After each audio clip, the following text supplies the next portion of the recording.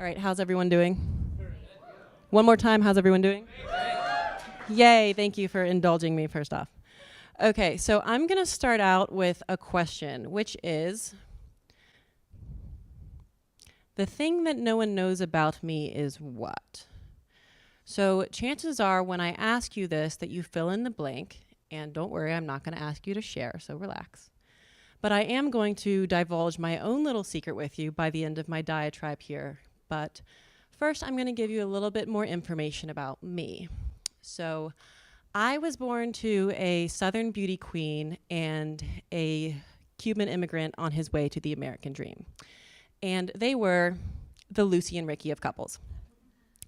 And they instilled in my brother and I this really terrifying idea, which was that we could be anything we wanted to be as long as we worked hard enough and believed in ourselves. Now, I'm sure many of you were lucky enough to be raised the same way, which is probably why you're here. But I, however, took this to the extreme. You see, I was a perfectionist from a very young age. You can tell, right? I took it to the extreme. I was a kindergarten control freak. I asked my parents every day who was going to pick me up. It was always noon, and it was always my mother, but it didn't matter. I needed answers. My kitchen set was immaculately organized, and my stuffed animals had to be rearranged according to who was fighting with whom. Of course, my closet was stuffed avalanche style with everything ready to pour out, but it didn't matter because as long as no one saw my mess, I was fine. So instead of this getting better, it only got worse. And in middle school, I found myself committing to every extracurricular imaginable. I was terrified of failure. So let's see, I got straight A's, I won science awards, I think I even started a cheerleading team at one point, which you're not gonna get a photo of because that was embarrassing. And then when I was 15, I started modeling. If you wanna exacerbate perfectionist tendencies, take an awkward, flat teenage girl and tell her she needs to be photoshopped. Every time. Then when I graduated high school, I had a teacher who was assigned the task of giving each student in the graduating class a verb that described them. 110 people, what was the word that I got? Perfect. Now, of course, I was thrilled because like validation at last, someone had recognized my efforts, right? But what did this actually mean? One, I had made the very treacherous mistake of equating my own identity with something totally unachievable. And two, I was in for a very rude awakening, which came just 3 months later. So in August of 2005, Hurricane Katrina hit, and you all probably remember where you were, right? And so do I, because instead of being at my future university in New Orleans, I was watching Tulane float down the Pontchartrain from my hospital bed in DC. Shortly after being rushed to the ER, I was diagnosed with bacterial meningitis, which is the inflammation of the lining of the brain, and a lovely little disease that can kill you in under 4 hours. So just at the time that I was about to venture out in the world to conquer it, as had been detailed in my blueprint for my life, I was run over by a stampede. And I felt like this. And I spent the next 24 months in and out of hospitals. Still working, you can tell, right?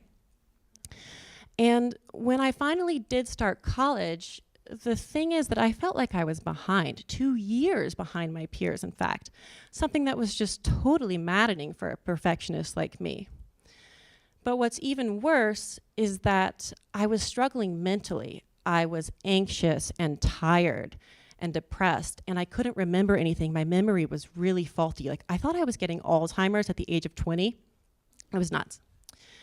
But the thing is, after a while, I just thought I was losing my mind. My body had healed, so anything that was left over was just my own weakness. And I was determined to be the perfectionist that I had always been and always would be. So to compensate, I just pushed myself harder. And I would sit down and rewrite my Italian vocab words over and over again until they became ingrained in my memory. And I reread chapters I'd read just the day before. And I kept going like that, pushing myself and compensating for my weakness for the next 8 years of my life. Now, worlds collided again a couple of months ago when I ran into a doctor at a summit for entrepreneurs in Utah. And he was giving this speech that I just stumbled into about this revolutionary technology that he's developed in order to help those that have suffered from brain traumas.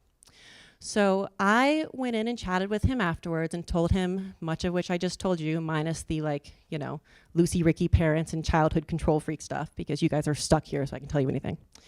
And he invited me down to his facility in San Diego for an EEG. And an EEG, as many of you know, is an electroencephalography. Thank you, memory. And it looks like this. Cat in a hat. So it measures brainwaves. Thank you. Some people got that late. So the next day, I went in for the reading where they kind of tell you what's up with your brain. And I have to admit that I was really terrified because I was afraid that they were going to confirm what I already knew, which is that I was crazy. Because, again, my body had healed, so everything left over was just my own weakness, and the anxiety, the panic attacks, the depression, the struggles, the faulty memory was all, so to speak, in my head. And here's kind of where my initial question comes in, because the thing that no one knows about me is that I have PTSD. So when you think of PTSD, post-traumatic stress disorder, you probably think of soldiers and war, or I guess in my case, again, cat in hat. Sorry, I kind of love to play off my name. You're just going to have to work with me. Quick sidetrack. This is my brain. So for 95% of the human population, those colors down there should be green. Mine, of course, are red and blue, meaning there's too much or too little alpha-theta activity. That's great. What does that actually mean? A person with scans like this is going to experience symptoms like restlessness and difficulty feeling calm, disruption of memory, cognitive processing, reduced energy levels, and clarity. So I just found this out a couple of months ago, and I can only tell you that my reaction to it was just, the only way to describe it is, yay! I was so excited. And of course, most people aren't thrilled when they hear the words traumatic brain injury associated with themselves, right? But I was really excited because I wasn't crazy. What a relief. And I think with the faith in immortality that only the really young and frankly naive can have, I had come to assume that the effects of my illness were purely temporary. Anything else were just my own faults. So for 8 years, I saw myself as a constant failure. And then I learned that what I thought of as my greatest weakness was actually proof of my greatest strength, my ability to overcome. So to finish out this little part of the story, when I leave here, I'm actually going back to San Diego for 4 to 6 weeks of treatment in order to kind of get me back in the green zone, hopefully. But in case you think that I've just gone off on this random rant to tell you all about my life, there is a reason why I'm telling you this. And that's because this week is about storytelling and community building. And it's my belief that in order to build a community, you have to be willing to do what it is that I just did with you, which is become terrifyingly vulnerable, sometimes with total strangers. And it's in that risk that you can find yourself a whole new community. Now, it's not about just finding a place for yourself, of course. It's about enabling others to come and be a part of something really big and powerful with you. Now, why is it that community building requires that we tell our friends our greatest weaknesses and disappointments? I think it's because we are these intensely social animals that are just desperate to belong. And the greatest thing that we can belong to is each other. And I think our greatest act of service is to create the opportunity for another human being to connect. So once in a while on social media, you'll see what I call an admission. And these are those posts that stand out because of their authenticity. For example, they're those ones that are just written by someone that's really struggling, and they reach out to that world of 1 billion just hoping to get one person that's going to respond. Recently, there was a post like this by a woman named Ashley Barati, who wrote about her son Glenn, who was autistic, and at just 6 years old, he was devastated because no one showed up to his birthday party. And the mother wrote, I know this is something really silly to rant about, but my heart is just breaking for my son. And of course, the world didn't think it was so silly. It turned into a news story. Whoops. And over 250,000 likes and 37,000 shares. What's more, comments poured in. People, and not just about autism, people were responding with their own issues, their own experiences of the times that they felt like they'd been left out. People also showed up at her door with gifts and presents and cake for her son. So not only did this woman find her own community, but she brought together an entire world of people in this great and powerful purpose that she didn't even know existed before.